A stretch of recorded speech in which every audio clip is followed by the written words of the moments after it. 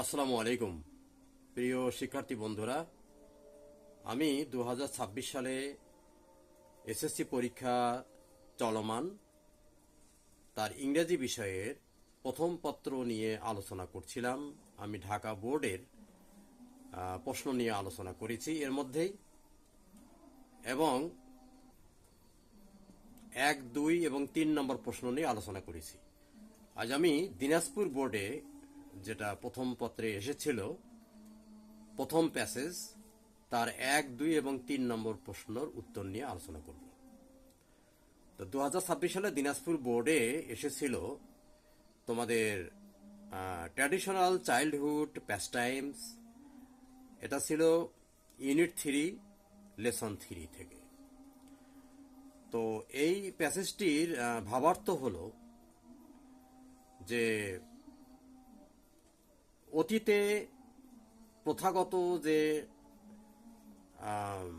শিশুরা পড়াশোনার পাশাপাশি যে সময় কাটাতো বিভিন্ন রকমের খেলাধুলা করে, সেই সময় কাটানো এবং বর্তমান প্রজন্মের যারা শিশু, তাদের যে অবসর বিনোদন, এই দুটার তুলনা করা হয়েছে এবং তাতে দেখানো হয়েছে যে আগের যুগের যে শিশুরা যেভাবে অবসর সময় কাটাতো, অবসর বিনোদন করত, বর্তমান যুগের শিশুরা তাদের জীবনের যে অবসর বিনোদনগুলো সেটা খুব একটা খেয়াল করতে পারে না, এবং তাদের প্রকৃতির সাথে একটা সম্পর্কহীনতা তৈরি হয়েছে, যার জন্য এই প্যাসেজে প্রয়োজনীয় কথা বলা হয়েছে।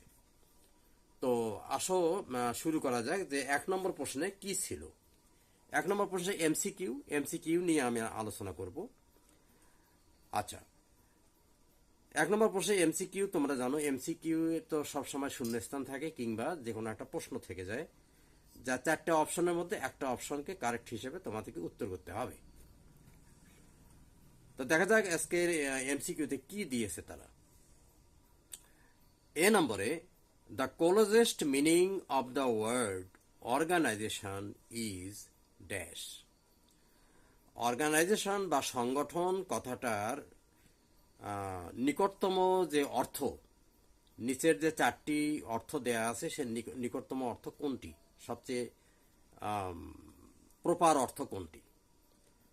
আচ্ছা, এখানে 1 নম্বর রোমান 1-এ বলা হয়েছে মিটিং, তারপরে বলা হয়েছে কনভেনশন। আচ্ছা, মিটিং মানে সভা, কনভেনশন মানে সম্মেলন, তারপরে বলা হয়েছে অ্যাসোসিয়েশন। অ্যাসোসিয়েশন মানে 3 নম্বরে অ্যাসোসিয়েশন, সংঘ, সমিতি। আর 4 নম্বরে বলা হয়েছে কনফারেন্স, মত বিনিময় সভা। তাহলে 4টার মধ্যে কোনটি হবে? 4টার মধ্যে যেহেতু অর্গানাইজেশন কথাটা সংগঠনের সাথে সম্পর্কিত, সেহেতু 3 নম্বরটাই সঠিক হবে, অ্যাসোসিয়েশন, সংঘ বা সমিতি। আচ্ছা, বি নম্বরে, what does the word include in the text refer to. টেক্সটে এক জায়গায় ইনক্লুড কথাটা বলা হয়েছে। ইনক্লুড অর্থ হলো অন্তর্ভুক্ত হওয়া বা সম্পৃক্ত করা। তো এটার অর্থ 4টা দিয়েছে এখানে। রোমান 1-এ দিয়েছে ইনভলভ মানে অন্তর্ভুক্ত হওয়া, রোমান 2-এ দেওয়া আছে ইন্টিমেট মানে ঘনিষ্ঠ হওয়া বা ঘনিষ্ঠতা, ইন্টিমেট ঘনিষ্ঠ। 3 নম্বরে ইরিটেট মানে বিরক্ত করা। 4 নম্বরে হলো ইনসার্ট মানে সন্নিবেশিত করা। এই 4টা অর্থের মধ্যে কোনটা প্রযোজ্য হবে? ইনক্লুড অর্থ 1 নম্বরটাই হবে, ইনভলভ মানে অন্তর্ভুক্ত হওয়া বা সংযুক্ত করা। আচ্ছা, এটাই হবে বি নম্বরের সঠিক উত্তর, রোমান 1, ইনভলভ। আচ্ছা, সি নম্বর প্রশ্নে, the elderly people dash childhood memories more than the younger people.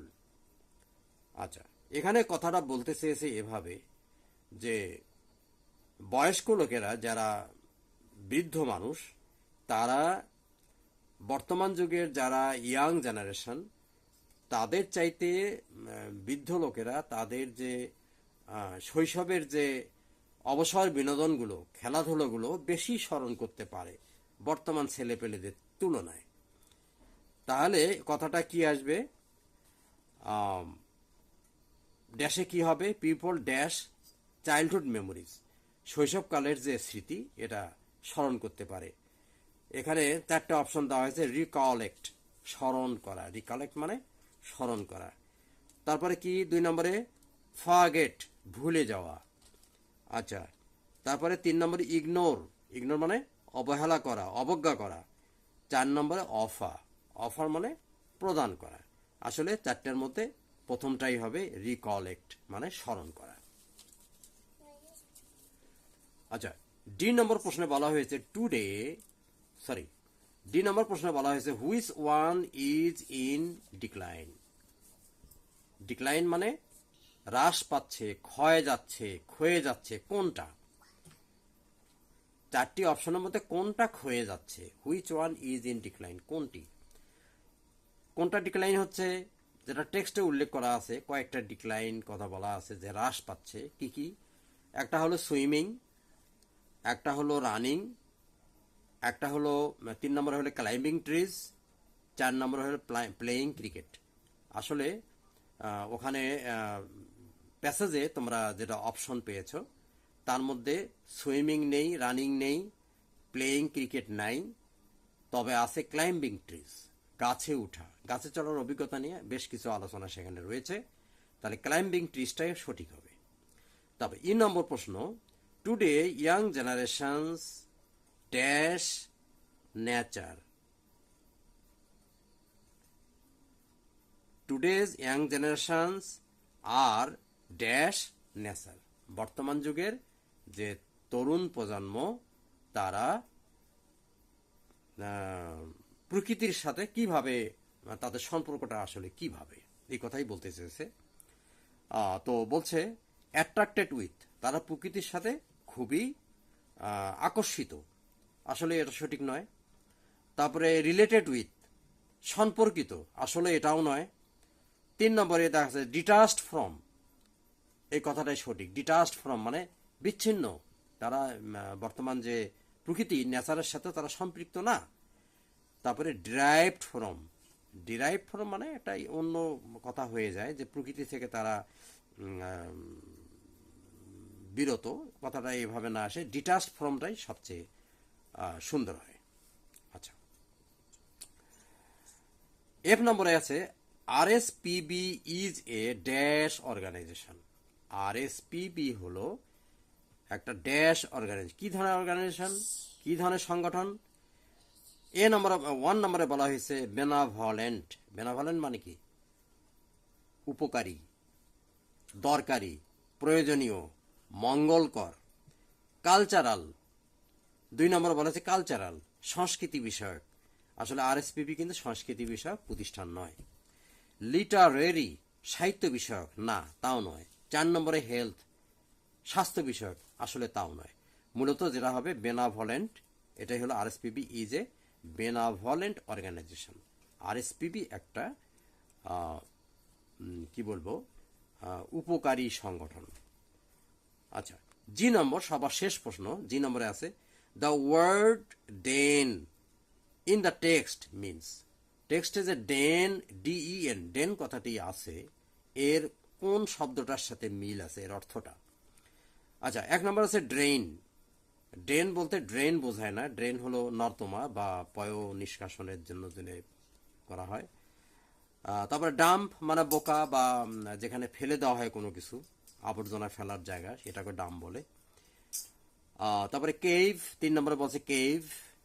Cave মানে গুহা, হ্যাঁ ঠিক আছে, এটা ডেন মানে গুহা, কেভ মানে গুহা, এটা ঠিক আছে। 4 নম্বরে কার্ট, কার্ট মানে মন্দ আচরণ ইত্যাদি, এটা নয়। তাহলে 3 নম্বর হলে কেভ। তাহলে আশা করা যায় শিক্ষার্থী বন্ধুরা তোমরা বুঝতে পেরেছো আমি শূন্যস্থান পূরণগুলো বা এমসিকিউ যে প্রশ্নগুলো দেওয়া হয়েছে প্রশ্নগুলোর উত্তর দিলাম। তোমরা যদি কোনো মনের মধ্যে কোনো প্রশ্ন থাকে যে এটা বুঝতে পারলাম না, তোমরা কমেন্ট করে জানাতে পারো এবং তোমরা মন্তব্য করবে, নির্ভয়ে মন্তব্য করবে, যাতে করে আমি পরবর্তী ভিডিওতে সেটা রিফ্লেকশন দিতে পারি। তো আজ এ পর্যন্তই, ধন্যবাদ, খোদা হাফেজ।